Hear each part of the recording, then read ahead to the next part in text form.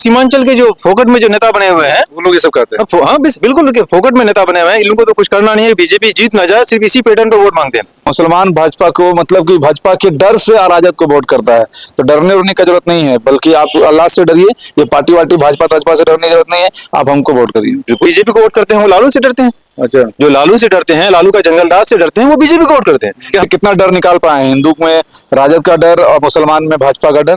20 साल से आपकी सरकार है, बुजुर्गों को पेंशन कितना दे रहे थे आप?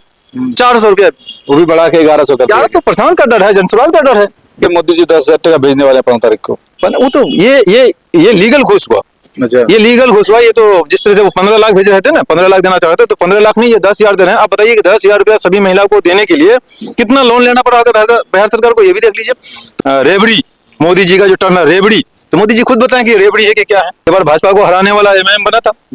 अगर 2015 में लालटेन को वोट देके बीजेपी को हराया गया था, तो 2020 में पतंग को देके बीजेपी को हराया गया था। यकीनन अगर सब चाहेंगे तो स्कूल का बस्ता को वोट देकर के बीजेपी को हराएंगे। पनोरमा ग्रुप, जो सोचता है वो करता है।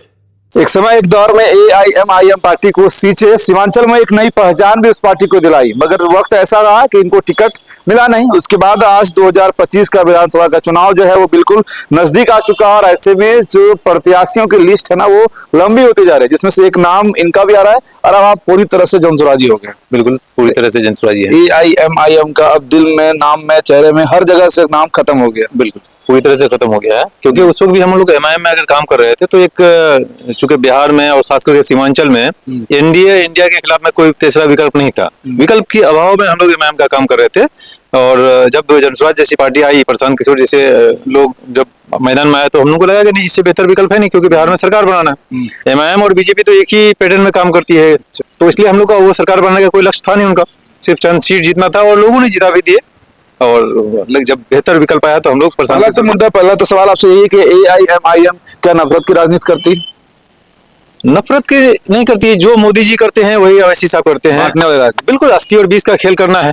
हाँ, तो मोदी जी भी वही चाहते हैं कि भाई इत्तेहादुल हिंदुइन हो जाओ, अवैसी कर रहे हैं कि इत्तेहादुल मुस्लिमीन हो जाओ। तो यकीनन एक दूसरे के पूरक हैं, एक दूसरे को फायदा पहुंचती है उससे। इधर जनसुराज वाले, जनसुराज तो कहते हैं कि सभी लोग, सभी जाति के लोग यहाँ पर, जहाँ तो जाति का कोई कंसेप्ट ही नहीं है, जिसकी जितनी आबादी उतनी उसकी हिस्सेदारी के हिसाब से मिलेगा, और क्वालिटी उसके अंदर अगर क्वालिटी है, टैलेंट है, तो इस तरह के लोगों को निकाला जाएगा। और ऐसे लोग जिसको बिहार की जनता चाहती है कि वो राजनीति करे, लेकिन ये पार्टियां टिकट नहीं देती है, तो ऐसे लोगों को वो पूरा सर्वे करके टीम से निकाल के खंगाल के उसको प्रत्याशी के रूप में पब्लिक के बीच में लाया जाएगा। और प्रशांत जी खुल के बोल रहे हैं कि मेरा कैंडिडेट से बेहतर अगर कोई दूसरे पार्टी का कैंडिडेट हो जाए तो आप उसको वोट करेंगे।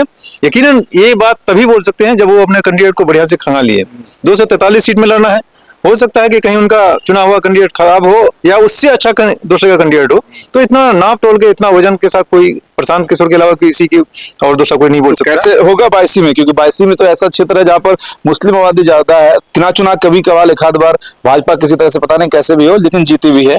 तो उसमें आप कैसे नहीं है? क्योंकि पिछली बार तो आपका चुनाव भी पा रही है, आपके जो लोग थे वो एआईएम के लिए काम किए, चुनाव वो लोग जीते भी, अलग बात है, फिर वो आरजेडी में चले गए। इसका मतलब लोगों के दिमाग में तो है कि यहाँ वोटर एआईएमआईएम का भी है और जो बच्चा खुचा है वो राजद का भी है। तो उसमें जनसुराज किधर से सेशन लगाएगा? वोटर किसी का नहीं है। सच्चाई ये है कि एनडीए के खिलाफ में 6 बार एक कैंडिडेट जीते और 4 बार हारे। वो 10 बार एक पार्टी राजद एक ही कैंडिडेट को बार बार वोट टिकट दे रहा था, और यहाँ के लोग मजबूरी में उसको वोट कर रहे थे। और मजबूरी में वोट करना है क्योंकि दूसरा कोई विकल्प था नहीं। पिछली बार उसी विकल्प की तलाश में लोगों ने एमआईएम में जमा हुआ था कि यहाँ चलो, यहाँ एक विकल्प मिला है, यहाँ से हमको छुटकारा मिलेगा। बीजेपी से भी, एनडीए के उम्मीदवार से भी और राजद के उम्मीदवार से भी, दोनों उम्मीदवार से छुटकारा पाना था। एक नया विकल्प की तलाश में एमआईएम के बैनर तले सब लोग जमा हुए थे, और जब ये माहौल बना तो फिर पुराने ही लोग को टिकट मिल गया और वो जीत गए। जीतने का फिर राजद में आ गया। अभी दोनों पुराने और अभी जो प्रेजेंट विधायक है दोनों राजद में है।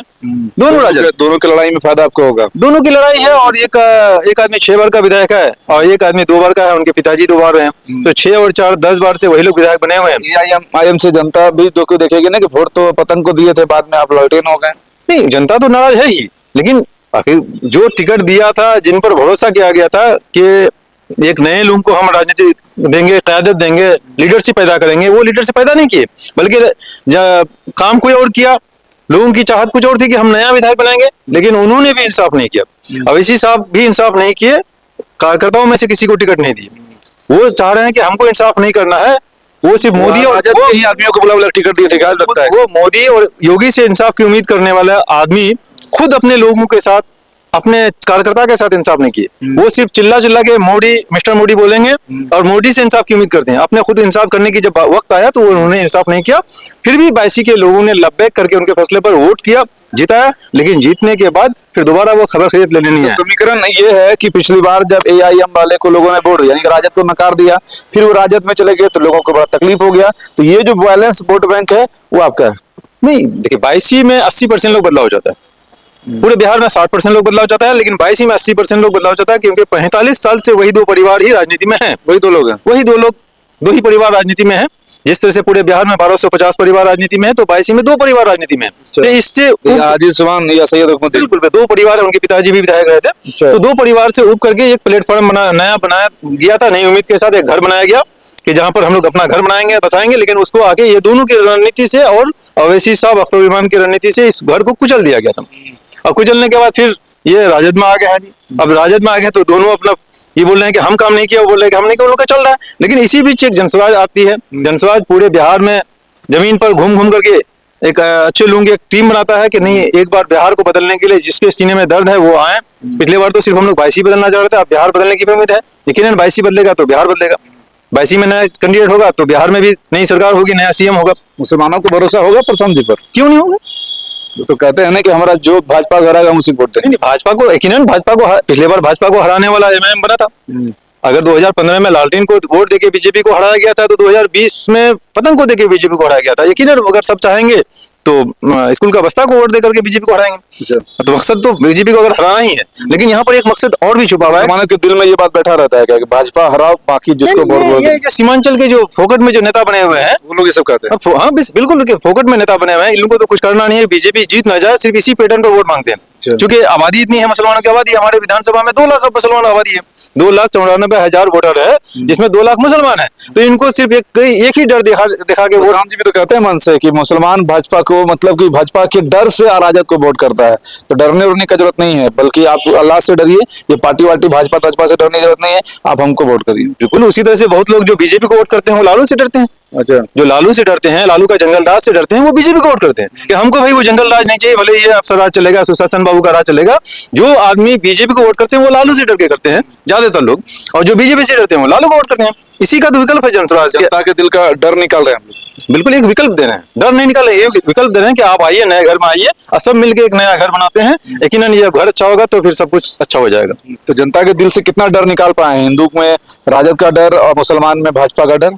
नहीं, जब विकल्प आ गया है तो लोग, आप देख रहे हैं तमाम सभाएं हर एक दिन प्रशांत जी 2-2 सभाएं कर रहे हैं, 2-2 विधानसभा में, 2-2 जिले में 2 सभा डेली कर रहे हैं। और उनके में लोगों का जो तादाद और भीड़ रहती है, अभी रुपौली में हुआ था, धमधा में हुआ था। तो आप देख रहे हैं कि हर विधानसभा का यही हाल है। लोग जागरूक हैं, लोग समझ रहे हैं, लेकिन विकल्प की अभाव में मजबूरी में वोट कर रहे थे लोग। आज बेहतर विकल्प मिल गया है, जो अगर हमारी सरकार बनती तो 5 काम हो जाएगा। 5 काम का गारंटी कार्ड भी बन रहा है, परिवार लाभ कार्ड, पीएलसी कार्ड जिसको बोलते हैं, कि एक परिवार को 20,000 रुपया तक का लाभ मिलेगा अगर हमारी सरकार बन जाती है। आपके परिवार में कोई अगर युवा है तो उसको 12,000 से 15,000 तक का रोजगार मिलेगा। उसके बाद 2,000 रुपया, आपके परिवार में कोई अगर बुजुर्ग है तो उसको 2,000 रुपया पेंशन मिलेगा। आपके बच्चे में कोई घर में कोई बच्चा है जिसको हमारा प्रखंड मुख्यालय पर जो स्कूल खोलना है, नवोदय स्कूल, नेतरहारा स्कूल, जब तक वो खुल नहीं जाता, शिक्षा व्यवस्था सुधर नहीं जाती है, तब तक आपके बच्चे को 1,000 रुपया मंथली मिलेगा। 2,500 रुपया फायदा महिलाओं को होगा, जो 4% पर ब्याज मिलने वाला है उसको, जो आज करीब 20% पर जाता है, वो हम लोग 4%। पहले मोदी जी 10,000 टका भेजने वाले 15 तारीख को। वो तो ये लीगल घुस हुआ। अच्छा, ये लीगल घुस हुआ। ये तो जिस तरह से वो 15 लाख भेज रहे थे ना, 15 लाख देना चाह रहे थे, तो 15 लाख नहीं, ये 10,000 दे रहे हैं। आप बताइए कि 10,000 रुपया सभी महिलाओं को देने के लिए कितना लोन लेना पड़ा होगा बिहार सरकार को, ये भी देख लीजिए। तो ये इलेक्शन के बहाने से आप एक तरह से इनडायरेक्टली लीगल घुस, आप स्वरोजगार के नाम पर दे रहे हैं। अभी आप सरकार में है तो स्वरोजगार के नाम पर कौन सा रोजगार है जो 10,000 में आपका हो जाएगा? और फिर इससे पहले भी तो आप जीविका के नाम पर दे रहे थे। तो जीविका के नाम पर ये 10,000 रुपया जो देना चाहते हैं, ये एक तरह से वो वोट को खरीदने टाइम में घुस आई, ये आखिरी घुस है। 20 साल से आपकी सरकार है, कितना दे दिया? 20 साल से आपकी सरकार है, बुजुर्गों को पेंशन कितना दे रहे थे आप? 400 रुपया, वो भी बढ़ा के 1100 कर दिया। तो प्रशांत का डर है, जनसुराज का डर है कि 1100 रुपया कर दिए, 125 यूनिट बिजली फ्री कर दिए। 10,000 रुपया देने का जो जरूरत पड़ा है, आंगनबाड़ी को तनख्वाह डबल करने का या स्कूल के बावर्ची का तनख्वाह डबल करने का, ये जो मजबूर हुआ है, ये जनसुराज का देन है। जनसुराज को लोगों ने वोट नहीं दिया। सिर्फ जनसुराज की सभा में जब लोग आने लगा तो आज ये सरकार जो 20 साल से डबल इंजन की सरकार है, वो कितना काम कर लिया देख रहे हैं। तो ये अब जाने से लोग समझ रहे हैं कि ये जाने के लिए वक्त में क्या बोलते हैं कि लॉलीपॉप दे रहे हैं, खिचड़ी, ये रेबड़ी, मोदी जी का जो टर्म है रेबड़ी, तो मोदी जी खुद बताएं कि रेबड़ी है कि क्या है। मतलब साफ है कि जनस्वराज के सूत्रधार प्रशांत किशोर की जो यात्रा चल रही है और उस यात्रा में जो भाषण होता है वो बड़ा मतलब प्रैक्टिकल भाषण होता है, यानी कि ऐसे ऐसे भाषण जो लोगों के दिलों में रहते हैं वो प्रशांत जी के जुबान पर रहता है। और यही बात है कि वो मुसलमानों को भी बता दिए कि भैया आप जो आरजेडी को वोट करते हैं वो डर से करते हैं, या फिर हिंदुओं में भी बताया कि आप लालू को वोट करते हैं तो वो कहाँ से करते हैं, नहीं करते हैं। यानी कि साफ है कि रास्ता जो है वो दिख गया है, वास्ता जो है स्कूल का वो दिख गया है। हमारे साथ शाहनवाज आलम जी हैं बायसी से, नहीं शाहनवाज आलम जी बायसी से जो है वो प्रतिनिधित्व करने के लिए लगातार प्रयास में है। बाकी हम लोग की जो बातचीत थी इसी पर आधारित थी कि आप कैंडिडेट के मंतव्य को समझे, कैंडिडेट की मन की भाषा को समझे, कैंडिडेट के जो विचार हैं वो समझे, क्योंकि राजनीति में विचार का बड़ा महत्व होता है। एक प्रतिनिधि के विचार कितने मायने होते हैं उसी के हिसाब से उनका विकास कार्य भी डिसाइड होता है। बाकी इनका विचार कैसा लगा कमेंट में बताइएगा, वीडियो को अच्छा लगा शेयर करिएगा। जय हिंद।